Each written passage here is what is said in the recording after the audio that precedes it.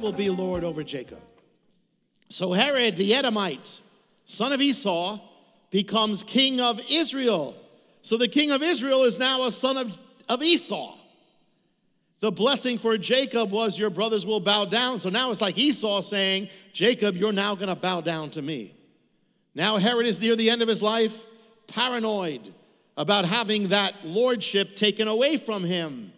And then come visitors from the east, from an enemy power, an enemy of Rome, looking for one born king of the Jews. The war of Esau and Jacob now comes to a head. Herod hears of another king, another dominion, and one who is going to be born of the Jewish people, Jacob.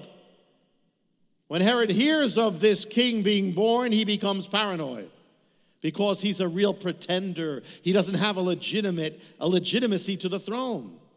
He obtained the throne by violence and corruption and flattery. He was looked down upon by his own subjects as not being a real Jew. His house was known for its corruption, as carnal as Esau would be. The impression we get. When he hears of the Messiah being born king of the Jews, it's a threat to him. It's Esau threatened that he's going to lose the birthright that he has taken now back from Jacob. Messiah, king of the Jews, child of Jacob, represents everything that Jacob was. Esau, the older brother, Herod is the older one. The son of Jacob is the younger, is the baby. Messiah is an infant. So Herod comes up with a plan. He tells the Magi, go find the child and then let me know. What does he tell them? He says, go search carefully for the child, and when you found him, bring back word to me so that I may come and worship him also. That I may come and worship him also. The Greek word there for worship is reverence, adore, worship, homage, to bow down, to prostrate oneself. Now listen, the words spoken to Jacob, peoples, nations will serve, people will bow down to you. Your brothers will bow down to you. This is now Herod, Esau, son of Esau, is saying, I'm going to bow down to the child of Jacob.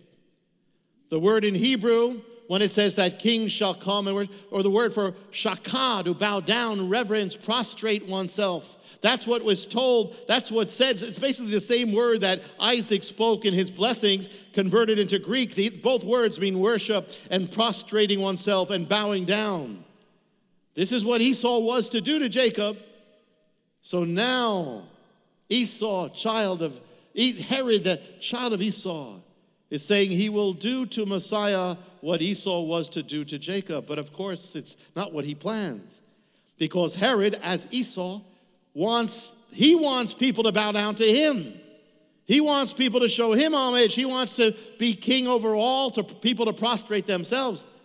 So it's as if Esau's being told that he must bow down. And he's saying, well, I'll bow down, but he's only using it to destroy the child. Who was Esau? He was the hunter. Hunters hunt, they track down, they kill, they destroy. Herod, with the blood of Esau, is seeking to track down and kill the Messiah, Jacob.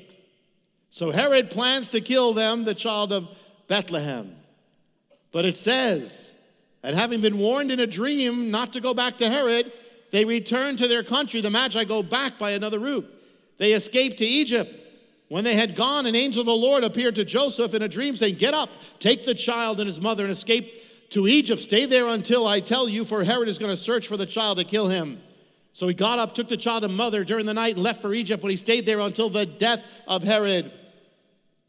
When Herod realized he was outwitted by the Magi, he was furious and gave orders to kill all the boys of Bethlehem who were 2 years old and under, according to the time of the Magi. So that what spoken of the prophet Jeremiah, a voice is heard in Ramah, weeping, Rachel weeping for her children.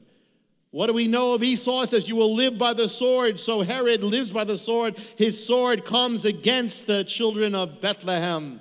It's the war of dominion of kings, lordship, a false king and a true king.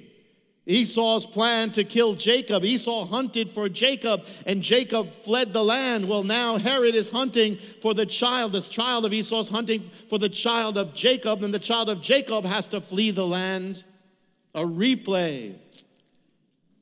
But it will be the powerful tyrant Herod who will end up losing and then dying, and the little baby child of Jacob, Messiah, King of the Jews, will become the most powerful life on earth.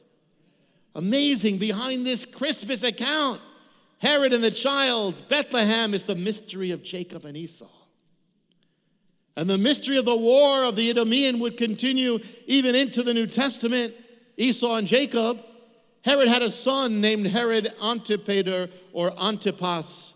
He became ruler, and he would break the law by marrying his brother's sister, or his brother's wife here. John the Baptist would decry him for this.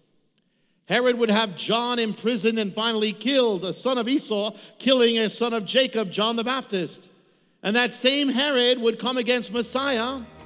He would mock him, place a robe. He would place a robe on him, mocking his kingship, like Herod, like Esau mocking the kingship or the lordship of Jacob. He would deliver him back to Pilate. It says in Acts that Herod gathered together with Pontius Pilate to come against God's holy child, the Messiah, ultimately to crucify him. And then comes, so even into the crucifixion is the war of Esau and Jacob.